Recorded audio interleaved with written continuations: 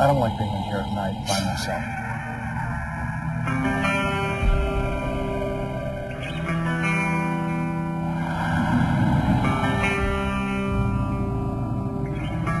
If there are ghosts anywhere, they would be. Jakarta, kota segudang impian dan harapan. 484 tahun usianya kini. Sejak dulu, kota ini ibarat magnet, menarik kuat para perantau untuk menyabung nasib, mencoba peruntungan. Kian hari, jumlah penduduknya membengkak. Kini ada sekitar 28 juta jiwa. Jakarta menjadi metropolitan terbesar di Indonesia, atau urutan ke-6 di dunia. Di tengah harapan dan mimpi yang melekat, Jakarta juga menyimpan segudang persoalan. Di utara Jakarta, tepatnya di wilayah Tanah Merah, Penjaringan, puluhan ribu orang pendatang yang telah menetap selama puluhan tahun kini tengah berharap-harap cemas. Mereka menuntut pemerintah segera mewujudkan hak mereka untuk mendapatkan identitas kependudukan atau KTP. Sulitnya warga Tanah Merah mendapatkan KTP bukan tanpa alasan. Assalamualaikum, jumpa lagi di topik kita. Menurut keterangan Pemprov DKI dan pihak Pertamina, sekitar tahun 70-an pemerintah memberikan hak atas lahan seluas 160,5 hektar kepada Pertamina untuk mengelola. Di tahun yang sama juga Tanah Merah yang statusnya milik negara sudah mulai digarap oleh sejumlah warga pendatang dari berbagai daerah di Indonesia. Pada akhirnya, hingga kini warga dan pihak Pertamina tinggal berdampingan di Tanah Merah. Masalah timbul ketika Gubernur DKI urung memberikan KTP untuk warga Tanah Merah, lantaran mereka dianggap tinggal di tanah yang bukan miliknya. Disinilah perjuangan warga Tanah Merah demi sebuah KTP dimulai.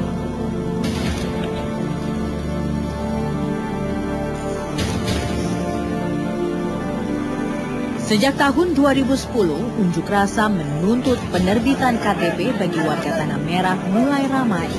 Terakhir 18 Januari 2012, warga berunjuk rasa dan menginap selama 21 hari di depan kantor Kementerian Dalam Negeri. Tegakkan hukum itu. Kalau warga kecil begini. Gelombang unjuk rasa dipicu surat Gubernur DKI Fauzi Bowo tertanggal 17 Januari 2012 kepada Mendagri. Salah satu isinya memutuskan akan merelokasi warga Tanah Merah. Itu artinya impian penduduk warga Tanah Merah agar RT RW tempat mereka tinggal sekarang diresmikan dan mendapatkan KTP bakal terganjal.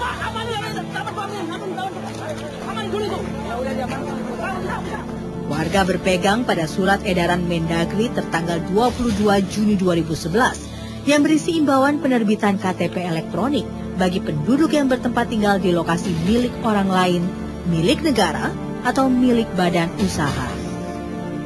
KTP secari kertas penting, membuka akses layanan publik, mulai dari layanan pendidikan, kesehatan, hingga keperdataan.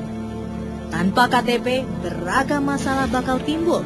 Sudah banyak contoh warga Tanah Merah yang terbelit masalah lantaran tidak mengantongi kartu sakti itu.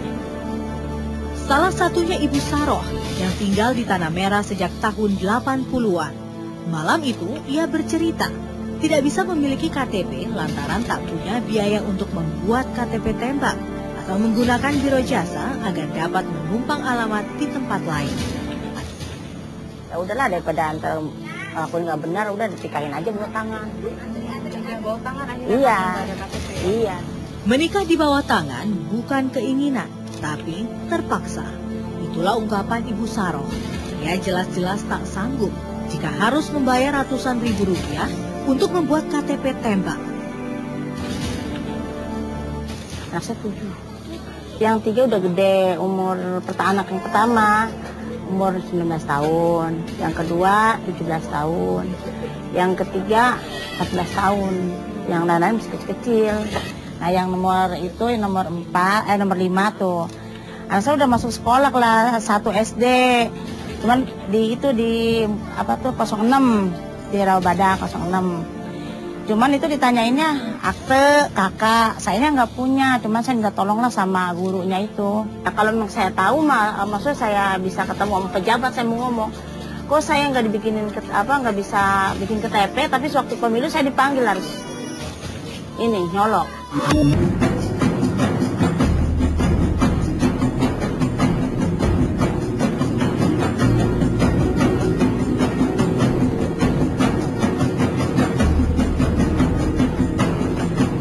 KTP mutlak untuk dimiliki semua warga negara di tanah air sesuai Undang-Undang Kependudukan Nomor 23 Tahun 2006 dan Undang-Undang Dasar 45 Pasal 28 Ayat 4. Tak punya KTP bisa berdampak panjang, menurun hingga ke anak. Seperti kisah Dewi dan Minah, kakak beradik yang mau tak mau mengadu nasib di jalanan lantaran tak bisa bersekolah. Musababnya, ketiadaan akte kelahiran itu tadi. Kedua orang tua penduduk Tanah Merah yang tidak mengantongi KTP. Dewi dan saudara-saudaranya hanya bisa mengenyam pendidikan lewat yayasan bentukan warga Tanah Merah, bukan sekolah resmi. Belajar di yayasan, kelas 2 SMP aku berhenti. Tapi belajar aja. Adik aku yang kelas 1 berhenti gara-gara nggak boleh sekolah, nggak ada akte. Jadi sekalipun boleh itu nggak bakal naik kelas, cuma ikut-ikutan doang. Ya kita berangkat dari jam 7 kita ngamen ya, pulang kadang-kadang jam 1 kita ngasih makan orang tua dulu. Untuk seusianya, Dewi seharusnya sudah harus memiliki KTP. Namun apa mau dikata, ia tinggal di Tanah Merah. Pernah kita ngelamar kerja tapi harus ada KTP jadi nggak bisa. Pernah tuh nyeplak KTP ya ketahuan, nyeplak KTP gitu, KTP orang gitu ya, dikasih pinjam sama orang tapi ketahuan juga, malah nggak masuk, yang ada malu. Sejumlah cerita lanjutan menjadi potret kelam puluhan ribu warga Tanah Merah. Mereka tak diberi kesempatan mendaftarkan kependudukannya sesuai alamat tempat tinggal. Lantaran sang gubernur bersikeras pada sikapnya, tidak akan meresmikan RT RW di Tanah Merah, tanah milik negara. Persoalan pelik kepemilikan lahan di Tanah Merah tersulut 20 tahun silam. Tahun 1992, PT Pertamina mengaku memiliki hak atas tanah negara seluas 160,5 hektar. Menurut cerita beberapa warga, mereka sempat digusur, namun pengadilan memenangkan warga Tanah Merah. Pihak Pertamina diharuskan membayar ganti rugi Rp37.500 per meter dan denda Rp5 juta per kepala keluarga. Warga yakin betul Pertamina tidak memiliki bukti kuat atas kepemilikan lahan di Tanah Merah. Huda, Ketua Forum Komunikasi Tanah Merah Bersatu, bersuara lantang. Seharusnya Gubernur DKI Jakarta tidak mengaitkan masalah kepemilikan lahan dengan hak warga Tanah Merah memperoleh KTP. Kami selama ini berjuang, yang pertama adalah kita mekanisme yang kita pakai adalah kita ke institusi. Kita sudah mengirimkan surat kepada wali kota, kemudian ke gubernur, kemudian ke DPRD DKI Jakarta, sampai presiden pun sudah kami suratin. Akan tapi tidak ada tindakan. Namun Menteri Dalam Negeri Gamawan Fauzi seperti menyerah. Ia berdalih penyelesaian ada di tangan Pemda DKI. Kita sudah sangat tegas, bahkan kita surat di Pak Gubernur.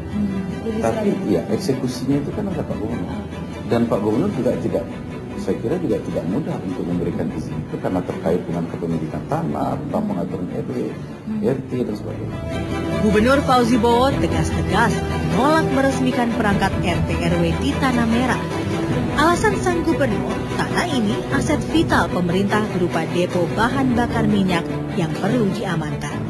Alih-alih segera menyelesaikan masalah yang telah berpuluh tahun tak kunjung rampung, masih perlu membentuk tim teknis yang diketuai Wali Kota Jakarta Utara. Penyelesaian kependudukannya kita cari dengan cara yang berbeda. Sebagian dari kawasan itu penduduk yang tinggal di sana itu sudah ditempatkan, dititipkan pada RW yang berdekatan, dan mereka sebagian juga sudah punya KTP. Solusi gubernur tak bersambut. Fauzi Bowo mempersilahkan penduduk Tanah Merah menumpang pada RT RW resmi terdekat untuk membuat KTP. Namun mengingat ada sekitar 35.000 warga dari 12.000 kepala keluarga di Tanah Merah, apakah penerapannya akan mudah? Kami hanya sebagai warga negara Indonesia. Allah, ya Allah, berikan aja. Allah, tanam buka mereka itu. Ini negaranya sendiri. Solusi Gubernur DKI Fauzi Bowo agar warga Tanah Merah menumpang RT RW resmi terdekat tidak berjalan mulus. Apalagi jumlah penduduk Tanah Merah terus meningkat. Hingga kini ada sekitar 35.000 jiwa dari 12.000 kepala keluarga. Yang jadi pertanyaan, sanggupkah RT-RT terdekat di 3 kelurahan menampung penambahan kepala keluarga yang jumlahnya lebih dari 10.000? Padahal merujuk pada peraturan tertulis Pemprov DKI Jakarta, setiap RT hanya boleh terdiri dari 30 hingga 60 kepala keluarga. Menumpang RT RW terdekat bukan berarti tanpa masalah. Si pemohon masih harus dihadapkan pada pungutan liar, nilainya hingga ratusan ribu rupiah. Cerita Asep yang sudah memiliki KTP dengan cara menumpang di RT terdekat bikin miris meskipun dia seorang aktivis. Asep yang tak memiliki penghasilan tetap harus membayar mahal, sangat memberatkan. Asep sudah 30 tahun menetap di Tanah Merah, aktif di Forum Komunikasi Tanah Merah Bersatu. Tugasnya membantu warga yang sakit untuk mendapatkan pengobatan lewat Jamkesmas non-KTP. Selama ini dari awal sampai sekarang ini kita menumpang. Tetap menumpang. Dengan harga 300.000. Nah, apalagi sekarang ini kita dengar lagi dari saudara saya diajukan 400.000 bikin KTP. Tak hanya Asep, Ari yang sudah 10 tahun tinggal di Tanah Merah menimpali. KTP tumpangan alias mendompleng RT RW resmi terdekat bukan jalan keluar yang tepat. Yang masalahnya itu kalau ada kecelakaan, kalau ada surat sampai, ada apa itu kan sulit. Nah, tukang-tukang pos itu untuk mencari warga yang RT-nya, domisilinya di mana. Layaknya benang kusut tak jelas siapa yang harus bertanggung jawab atas kisru KTP di Tanah Merah. Berpuluh tahun melingkar-lingkar tak karuan. Dari 160,5 hektar lahan Tanah Merah, kini 70 hektarnya berdiri depo Pertamina. Sisanya sekitar 80 hektar digarap warga sejak puluhan tahun lalu dan kini menjadi pemukiman padat. Selain rumah, sejumlah bangunan permanen seperti masjid, tempat usaha dan warung sudah berdiri di Tanah Merah. Jalan aspal dan jembatan di kawasan ini juga hasil swadaya masyarakat setempat. Area Tanah Merah yang datarannya lebih tinggi dari wilayah Kelapa Gading menjadi incaran karena bebas banjir. Meski tak bersertifikat, banyak lahan dan bangunan di Tanah Merah yang berpindah tangan lewat selembar perjanjian jual beli. Dalam surat Pertamina kepada Bapak Wakil Presiden atau UKP 4 yang terbaru, Pertamina menyampaikan komitmennya untuk membuat zona pengaman tersebut. Saya ambil referensi yang lain. Kalau saya punya tanah, kira-kira yang paling bertanggung jawab terhadap tanah itu siapa? Sementara Pertamina yang mengklaim sebagai pemilik resmi Tanah Merah mengaku kesulitan menangani sengketa lahan yang berujung kisruh penerbitan KTP. Humas Pertamina Muhammad Harun mengaku Pertamina tidak bisa menyelesaikannya sendirian. Karena itu kita mengharapkan memang ya kalau warga menerima putusan itu, karena itu sudah jadi keputusan pengadilan sebetulnya, tentu kita akan eksekusi sesuai keputusan pengadilan. Ini kan semuanya pada lepas tangan semua, Pemkotnya lempar kita ini kita. Lalu saya didesak untuk ngasih legalitas supaya mereka dapat KTP. KTP kan kewenangannya tidak. Begitulah beberapa pihak saling lempar tanggung jawab atas hak kependudukan 35.000 warga Tanah Merah. Komnas HAM memandang ada pelanggaran hak azazi atas kisruh di Tanah Merah. Komisioner Pemantau Pelanggaran HAM Jody Nelson berpendapat warga tidak bisa disalahkan karena Pertamina atau pemerintah sedari awal tidak mengamankan wilayah Tanah Merah. Hingga akhirnya didiami 12.000 kepala keluarga selama puluhan puluhan tahun. Dengan cara ini maka kami berpendapat ya menyampaikan kepada Pemprov. Saya tegaskan kepada pemerintah Provinsi DKI bahwa tidak ada hubungan langsung antara pemberian pelayanan KTP dengan hak atas milik atau hak atas tanah yang ditempatinya. Dengan logika itu saya sampaikan kepada pemerintah provinsi bahwa Komnas HAM berpendapat masalah KTP itu adalah bagian dari hak asasi, yaitu hak atas identitas. Keinginan puluhan ribu warga Tanah Merah memiliki KTP sesuai tempat tinggal sepenuhnya jauh di awang-awang. Anehnya, meskipun tak ber-KTP, mereka tetap diikutsertakan sebagai pemilih pada pemilu dan pilkada dengan alamat RT 00 dan RW 00 pada kartu pemilih. Apalagi kalau bukan atas tujuan untuk mendulang suara. Lucu sekaligus tragis, mereka hanya dijadikan komoditas politik. Kewajiban sebagai warga negara telah dijalankan, tapi hak mereka masih terabaikan. KTP jelas bukan alat untuk menindas. Semua warga negara berhak memilikinya, termasuk warga yang tinggal di lahan sengketa. Karenanya pemerintah DKI Jakarta harus segera mengambil langkah nyata. Kebuntuan Tanah Merah tidak bisa dibiarkan berlarut-larut. Jika menginduk di RT RW terdekat jadi solusi, hapus dan berantas pungli.